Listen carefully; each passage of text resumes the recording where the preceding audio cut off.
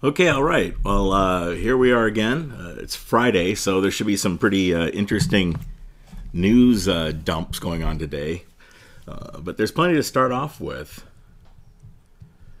which is there's plenty to keep us going here in the meantime before they come out with whatever new stuff they're coming out. And that's basically that. What's going on this morning is the Congress can't get themselves together to pass a budget. And it's crazy that what's going on is the Republican Party is in charge of the Congress. They're in charge of the House. They're in charge of the Senate.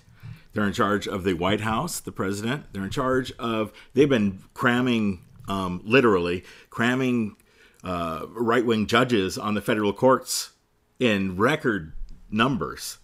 And on the Supreme Court, they somehow stiffed the Democrats from being able to put a Supreme Court appointee on and put on a right-wing guy. So now the Supreme Court is conservative. I mean, everything. The FBI is run by Republicans, appointed by Republicans. The CIA, all of the parts of the government are run by governments, run by Democrats, appointed by by Republicans. Now I'm running into the problem that they have, what they're doing, which is conflating the parties.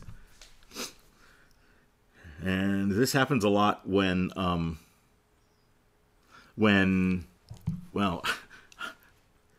basically when one party is batshit crazy and has been brainwashing their party members for like 25 years now, gaslighting them with just stuff that's not true, and it all built up to today where we've got White House officials, we got Congress, we got Republicans from Senate and the House, all on the TV and on the radio talking about how the Democrats are going to shut down the government. Now it's crazy because literally they put through a frickin' Supreme Court judge with 51 votes, right? That's like the mediocrity. That's the worst thing we should have in the Supreme Court. But anyways, they did with 51 votes. Now they're saying they can't pass a budget, even a continuing resolution, for God's sakes, without Democrat votes. It's not. The reason is because it's so shitty that even there are Republicans who won't even sign on to it. It is. It's just crap, and it's amazing what they're out there selling this morning, and they're doing it in a fashion that's coordinated. And what they do is this is part of the gaslighting. They take what they feel and what they hate and what they don't like, and they turn it around and blame, quote, the others, quote unquote, for it. It's pretty disturbing. And it's happening in real time. You can turn on the TV or the radio right now, and everything's crazy. They're talking about it right now. It just blows my mind. I've got let's see if I can do a little musical interlude here. No, what I want to do is give you guys a phone number to be able to call in. I'm digging that up right now. And then we're going to, if you guys want to ask questions about anything in particular, I can address it and see if I can. If I know about it, that's great. And I'm dialing that in, so I'm a little distracted for a moment. Okay, budget. Here we go. And yeah, not very professional. What I'm going to do is I'll clean this up when I change it to the when I change it to the podcast. But in live, I just had to get up here real quickly and just start broadcasting because I got to talk about this stuff, or to be able to survive myself, I guess. Okay, there we go. Now the phone number to call if you want to see, if you want to try to address anything in particular is 1-432-231-1815. That's 1-432-231-1815. That's a software phone thing. We'll see how it fares in the long run. Okay, so I'm sitting here. I'm going back to what we're talking about today, and what I'm hearing, I heard Mulvaney and I guess it's one of his managers at the podium just minutes ago at the White House podium, saying that claiming that the Democrats are refusing to sign the budget. By the way, this isn't even a budget. This is another continuing resolutions. There have already been 3 continuing resolutions in a row, and what that means is that Congress can't get their shit together enough to be able to put together a budget, and so they do a CR, or a continuing resolution that says, okay, well, since we haven't been able to get our shit together in the last 6 months, let's do another continuing resolution for 3 more months, and we'll be able to get our shit together in that 3 months. And and then it happens again, and that's where we are right now. They want to push it down another 30 days. They want to buy another 30 days and then we'll get down to serious negotiations. That's not how it works. That's not how it works. 4 resolutions. You can't even put it together. They can't put together a budget. They can't put together a vote except to force through a Supreme Court judge on 51 votes. They can put through a freaking Supreme Court judge on 51 votes, but they can't do a budget on 51 votes. You know what that means? That means that they're so locked into what they want that they refuse to change anything that will even get anyone from, quote, the other side to be able to have any say or anything. They're not. This is a political party that's. I don't want to compare it to some of the worst things in history, some of the worst Holocaustic things in history, but we're on that road today. So let me get into some basics of what I've been hearing this morning, and we'll see how things go. What we have is a problem with the GOP not using real facts and gaslighting us with things that aren't real. And by gaslighting, what I'm talking about is when someone, around a person, everyone around them starts using facts that aren't real and denying things that are real and saying they're fake. And at some point, the person just can't figure out what's what. It's taken from the title of a movie, Gaslight, with Ingrid Bergman at her very best. It's a great movie. It's from the 50s, I think, and it's a black and white. It's a great movie, Gaslight, and it's what happens when the government's telling you one thing and they're really doing something else, and they tell you stuff that's true isn't true, and they tell you stuff that isn't true is true, and it all gets mixed up, and it's something that authoritarian regimes start with, along with scapegoating, and scapegoating is a big thing that authoritarians use. I don't want to get off on this because I want to talk about the actual stuff that they're talking about today. Regarding a shutdown, we got to remember that the Republicans are in control of all branches of government and can certainly avoid a shutdown if they want. What's going to happen in a shutdown? Well, the military, like the active military people, stay active and do what they're doing, and the non-active, probably what happens is the civilians in the Department of Defense, usually about half of them will get cut out. This is what happened last time, and another thing I'm hearing the White House saying from the podium today is this business about so many things.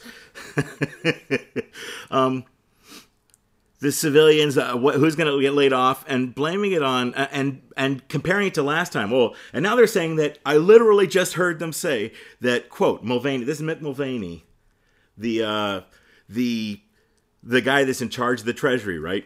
Quote, Obama weaponized the shutdown in 2013 and made it worse on purpose. Well, A, the Democrats didn't shut down the government in 2013. It was Ted Cruz. And B, what kind of person blames, what kind of person says that the president before them purposely attacked American people? I mean, I've got a lot of information to talk about in stuff where the president Obama should have told us stuff, but didn't, because he didn't want to be perceived as being biased. For instance, the whole Russia and the election interference stuff, which Congress and the president knew about before the election. In 2015, the president and Congress knew about it, which leads into some of the GPS fusion testimony, fusion GPS testimony from yesterday, which is incredible. And I did a podcast on that on YouTube. I read some of it. I just read through it. You're asking if I'm not a Dem or a Republican. I've been voting for 40 years. That's not what the t-shirt's about. It just happens to have a 40 on it. I've been voting for 40 years, and I've literally, half of my presidential votes have been for Republicans and half have been for Democrats. I could go through and name them, but I'm just telling you, literally, half of the people I voted for president have been Republicans and half been Democrats. I'm not in a political party. I'm not associated with a political party. I'm a native Californian, a third-generation native Californian, and I care about people and the planet and crap like that. You know, I'm not... my views, I totally interject everywhere, and I think that everybody else has views. I'm progressive, for sure. Yes, lean left, for sure, no question about it. But facts, science and facts are what matter to me.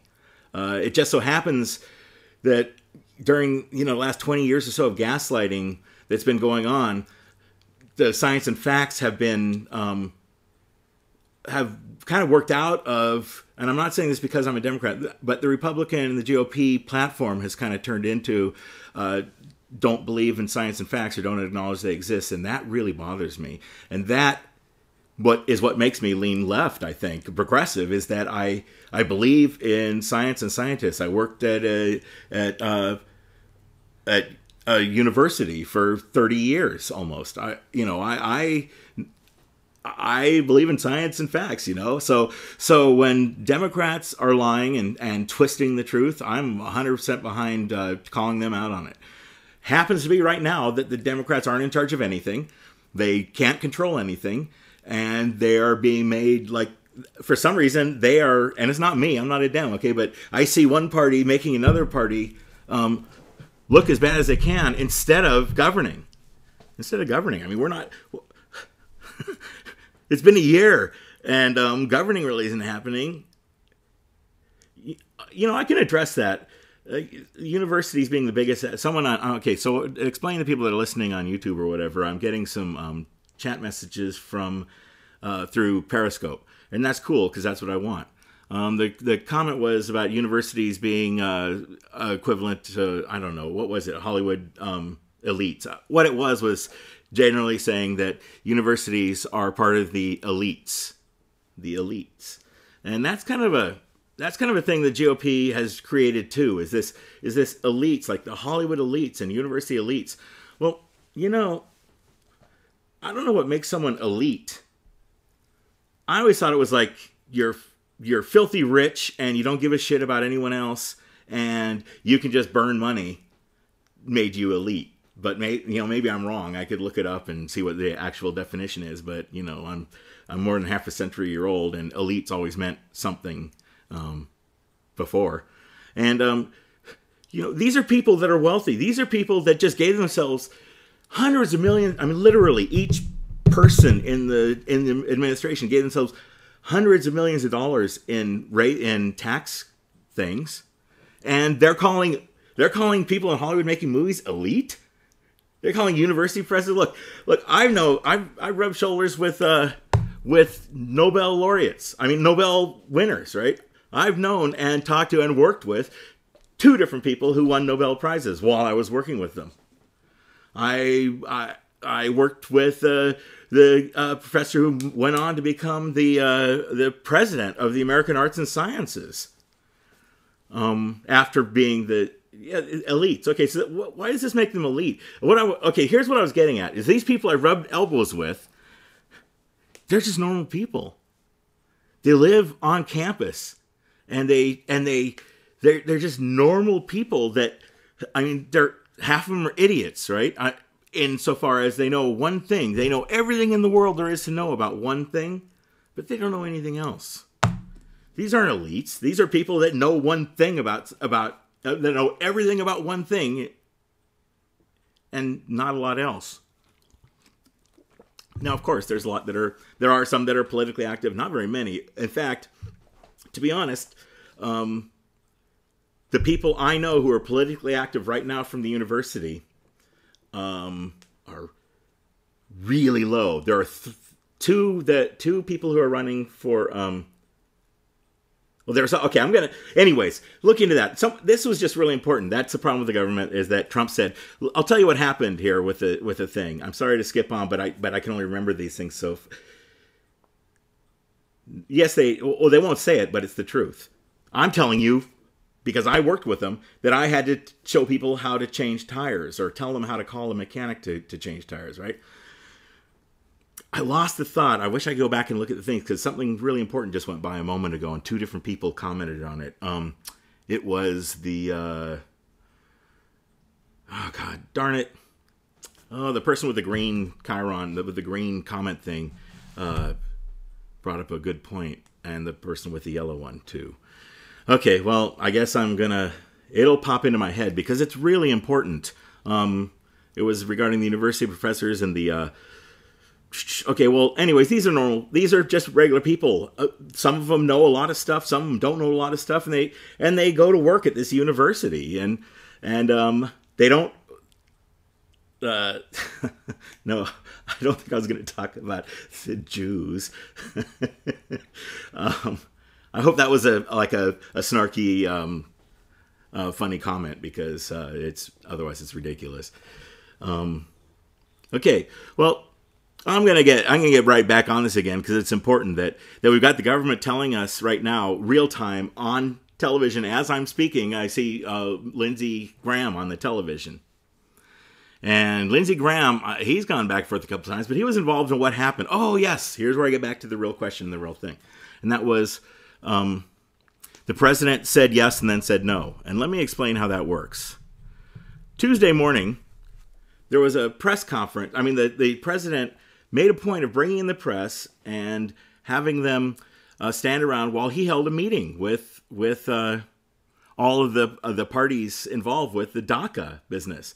And he held a meeting, and he sat there for 55 minutes, almost an hour, with the cameras going while he held this meeting. And the different people from around the table were making comments, and it was televising a real-time, real important meeting that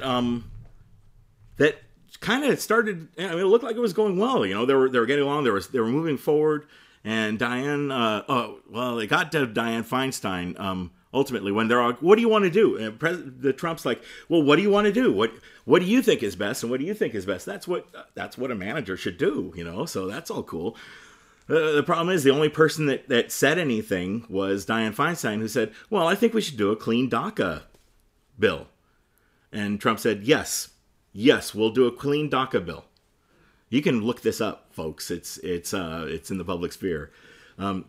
Yes, we'll give you a clean DACA bill. And then, and he kind of sat back, you know, like he'd gotten something accomplished. Sorry, I have a cat who's just figured out that I'm talking. He leaned back to figure he got something accomplished. And then McCarthy from over off to the side goes, wait, that's not what you mean. No, that's not what you mean, Mr. President. And he goes, yeah, that's what I mean. I mean that we should do a clean DACA, and then we can start working on the rest of the immigration stuff right away. We can do it an hour later. Look, I don't have the quote written down, but I'm quoting the president right now. We can do this, and then we can do that later. And then McCarthy fought back again and said, well, what you really mean to say is blah, blah, blah, blah, blah. And I swear to God, this is what really happened. And the president said, you know what? The bottom line is, he said this, the bottom line is, I will sign anything that you guys send me. Tuesday morning. On TV. Millions of viewers on live television. 2 days later, Thursday morning, Schumer calls, I don't know anything about Zionists. Schumer, this person, I don't know, is talking about Jews and Zionists, and that's not what I'm into today. So, so 2 days later, Schumer, who is it? It's Lindsey Graham and Dick Durbin called the president because they've gone and they've worked out a deal. They've worked out a DACA deal. The president said, you guys do something, bring it to me and I'll sign it. He said it live on TV. I mean, this isn't even disputable. And then, so he says that on TV. Then, everyone goes scattering out of the room going, cool, we're going to do this. And they did it. And they put together a bill. And Durbin, and Graham called the president on Thursday, 2 days later, at 10 o'clock in the morning, to set up a meeting to come over and bring what they have and make it known, and so he could vote on it. And that was great. Okay, come on over at noon. Now these two senators come over at noon with their bipartisan thing that the president said he'd sign anything, and they walk into a room full of hardcore white nationalists. The people like John Kelly, whom I've met, shook hands with, and I was hoping would be the guy that would help. I had really good faith that he was going to be the guy that helped keep things in line, and I've been really kind of disappointed personally on that. But I digress. He's one of those. The Steve Miller guy, who someone here keeps talking about Zionists and Jews or something, and the Steve Miller guy is kind of a mix of both, I think. He is a complete white supremacist or nationalist guy, and he's in the room. And then Tom Cotton and the other hardcore anti-immigration guy. Anyways, these guys show up. These guys call the president at 10 and schedule a meeting for noon. They come bopping into the president in the Oval Office at noon. And who's there? A bunch of hardcore people talking about shithole countries and why are we letting the shithole countries sending people over here instead of the good ones? Like, why don't we bring them from Norway? Okay, you just. I'm not making this up, right? I mean, it sounds like crazy shit that someone would say, but it is crazy shit that someone would say, and it's not real. So these guys show up and they get ambushed, and they get humiliated and talked down to and cursed at. Lindsey Graham, he's been around a long time, and he'd been kissing the president's ass for months, which isn't his style, but he's been doing what he could to try to make things move forward for months. Sorry, my cat's like back there demanding food or something. Just when I'm talking, he wants to talk. Anyone with cats knows that that's what happens. I mean, you can't trust the guy. He says he's going to make a deal. Everyone voted for him because he was going to make a great deals. I had an open mind, by the way, when this whole thing started. I had an open mind. FDR, everyone was scared to death of him because he had no political anything, and they were all scared he was going to ruin the country. And he actually turned out to do a bunch of really cool stuff for humans. And this is in the human versus corporate kind of thought. So I was hoping that Trump would do the same thing. I had long conversations with people in like upstate New York that are hardcore Republican people, and we've talked about it. And it's just there's I shouldn't be even looking at these comments people are making at this point, I guess, because it's just you can't trust the guy. People voted him in because they wanted a president that would make good business decisions. Every deal this guy's made so far, he's broken. He made a deal on DACA with remember the whole Chuck and Nancy thing? That was his Chuck and Nancy nickname thing. He made a deal on DACA. They shook hands, walked out of the room. They all talked about how great the deal was on both sides. And then a couple of days later, Trump says there's no deal. It's a whole other thing. Then they did it again. They did the DACA deal again. this whole thing that I was just talking about, where just last Tuesday they did it again on TV, and Trump said he'd sign something if they sent it to him, and they sent something to him, and he won't sign it. So yeah, not only that, but he brings in a bunch of people and freaks out. By the way, I'm probably one of the least white people that that you're gonna run into. Born poor, homeless a couple of times. I've benefited from public assistance like the Salvation Army and the Red Cross. I've also worked for the Red Cross. I've done hurricane relief work. I've taught emergency response courses for decades. I designed the course at the University of California, Irvine. I co-designed the course, the emergency response course they do right now at University of California, Irvine. I'm about people and about keeping people safe and healthy, and I'm not about money and corporations. So wherever that puts me on the white scale, I'm not sure. But it's stupid in my mind to talk about whiteness when I'm talking about humans. And the thing is that everyone DACA, there is a bill. There is a bill from years ago, from several years ago, that the Senate approved, a total bipartisan comprehensive immigration bill after 2008, when the Republicans lost so badly. They themselves came out with a report saying that they had to work more toward bringing in minorities and underrepresented people, and they started to work toward that, but something happened and everything changed, as it tends to do. I got to get back on what I'm talking about this morning, because this is still happening in real time. The shithole comment. It's not about words. You all heard by now, what is it, a shithole, a shit house? This is how gaslighting works.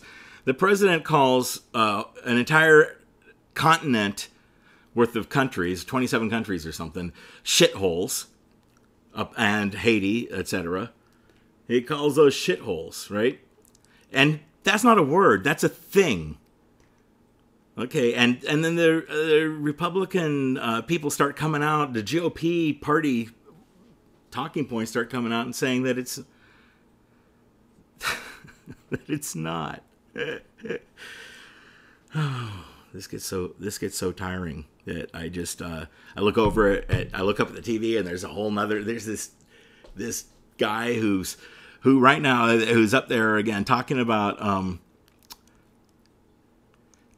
telling it like it is, and they don't have any like it is. Wait, there's a lot of people from Shithole County sustain. Okay, I'm guessing that I only saw a few words of that. I'm guessing that here's the deal. These people from these shithole countries that are here on TPMs, temporary permit, TPMs, TPTs. Damn you, brain that can't think of things on the fly all the time. I was also heavily addicted to opioids for a while. I have a pretty severe back injury, and I was really addicted to opioids, and it kind of killed my brain. I stopped those about 4 years ago. I just stopped cold turkey because I was going downhill. I was gonna there was no problem I was just gonna die. There's no question.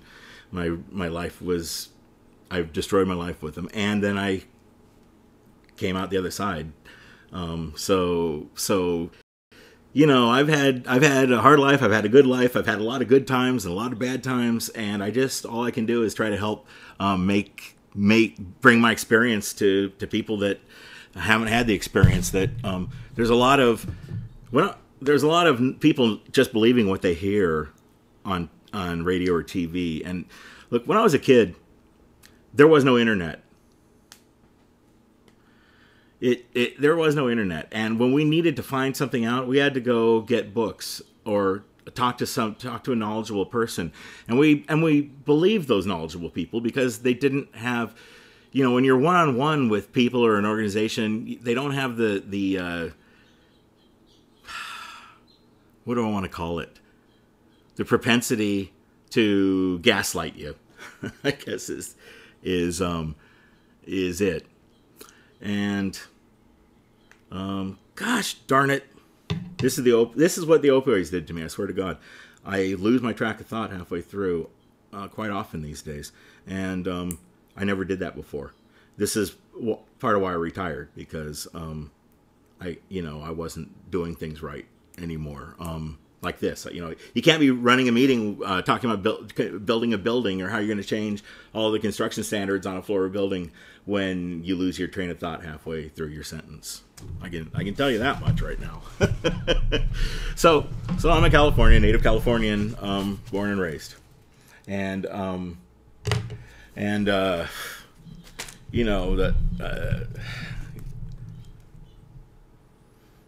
white, I could get into a whole thing about white privilege, but I'm not going to here. I might sometime if someone wants to talk about it.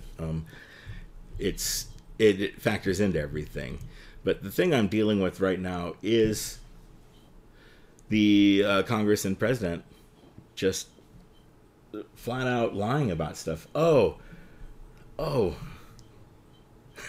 Israel's sending thousands of Africans back to Africa. Oh, you're right. Oh, thank you. Thank you very much. Here's the thing, is that we gave them temporary status here because where they're coming from is such a shithole, right? I mean, they had Haiti, like giant earthquakes, and they were already bad, and all kinds of giant earthquakes and all kinds of shit. The place is a shithole, right? So we gave like a shitload of people temporary protected status, TPS, maybe that's it. Temporary protected status to come here and keep them, because they were going to die and rot there. And I'm going to write a note here that I'm talking about Haiti because I could go off on a side thing, Haiti being the first country where slaves rose up and actually took control of the government. They're actually a real freedom oriented country. They mean a lot. The U.S. at one point took them in a war, and they were part of the United States at one point. Okay, so that's the thing about Haiti, is that it's seen in the world, and the U.S. has always seen it as like a bastion of slavedom turning into freedom society. I didn't say that right, but hopefully you follow me along. So that's why Haiti. Now, we let all these people, I don't know, what is it, 250,000 people or something? And we let them in on temporary protected status because they were going to die there. No question about it. Now, it's been 10 years or something. It has been a long time. Haiti's still a shithole, right? I mean, the guys in the room called it. It's a shithole. They can't take care of their own people. They can't. You're right, which is sick. But if you remind me about that, I can talk about it. Haiti is a shithole, and they're talking about it being a shithole. And you know what? They're talking about sending 250,000 people back to a shithole that they're saying the government is going to kill. They're saying it doesn't have the infrastructure. In the same sentence or the same paragraph, they're saying Haiti doesn't have the infrastructure to be able to support these people, and those that they don't kill on purpose because they're politically, not aligned, are going to die of malnutrition and scurvy and everything else. And now we want to send these 250,000 people that we brought here because of those conditions, and we're going to send them back to those conditions that we know aren't working. I mean, these congressmen are saying in the same paragraph those two things. And it doesn't matter. The president and everyone's saying it over days. And it's just, you get it? I mean, I'm not saying what's right or what's wrong, okay? I'm saying that you're not getting the whole story if you listen to any specific press source. It used to be, when it was controlled by the French, are you saying it used to be slave? Because it was. It was controlled by the French. It was a slave run place, and the slaves rose up and took over and overthrew the government. So freedom and all that stuff, okay? Now the thing that happens, my phone might die here. For those on Periscope, I'm pretty low on power, and if I plug it in, it's an iPhone, so if I plug it in, it bends and all that.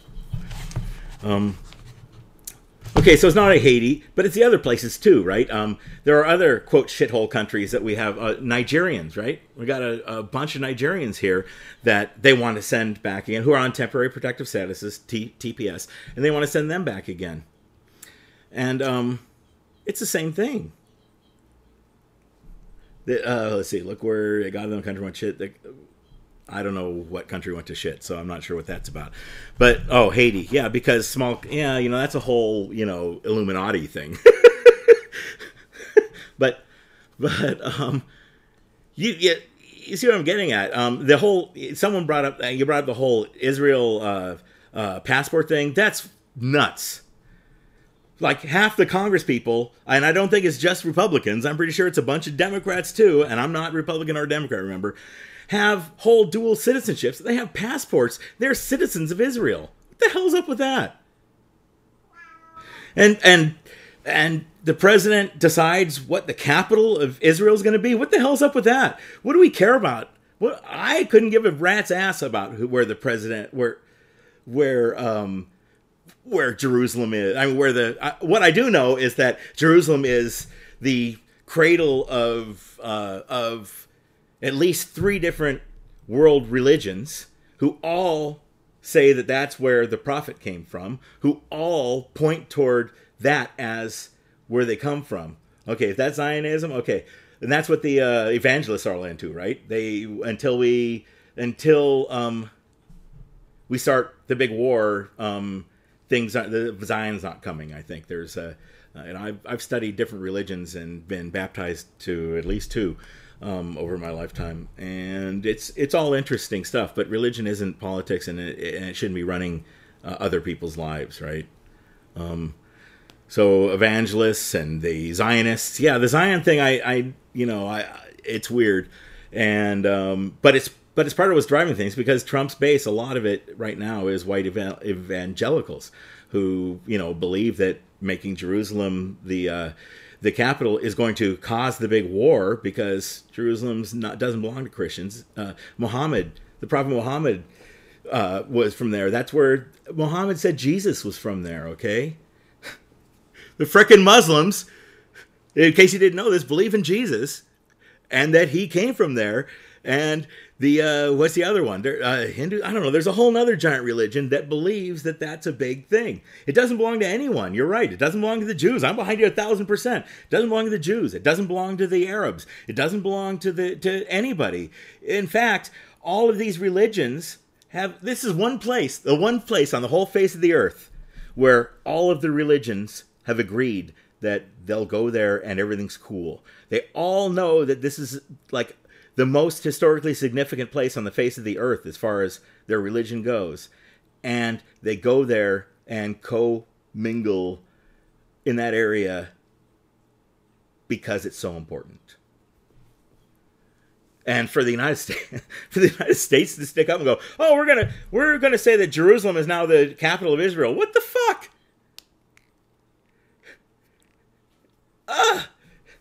I'm not pro or anti-Israel either, by the way. I'm just pro-human and stuff like that. Okay, so I digress. And what I was talking about this whole thing was how the GOP and the thing that's going on right now is the fact that the Republicans can't pass a bill. They can't pass a law at all. The podcast is Gaslight Today. But it's under. I've been messing with formats and what have you. So my Prius James, Prius James, is on YouTube. That's where I put stuff. Gaslight Today is a URL. It's a URL I own, but taking the time to develop it, and that's where ultimately it's going to be, is part of W6QLE.net. I'm an amateur radio operator, ham operator, extra class, and W6QLE is my call sign that I was assigned by the FCC. So I'm also quite interested in the Federal Communications Commission stuff that's going on. I am a licensed FCC license holder. So this stuff, some of this stuff makes a difference to me. So W6QLE.net or gaslighttoday. shit. I think it's .org. Well, I'll be doing more podcasts too. Just follow me here. I think I'm going to get out of here for now because they're up there right now, still going on and on about the same stuff.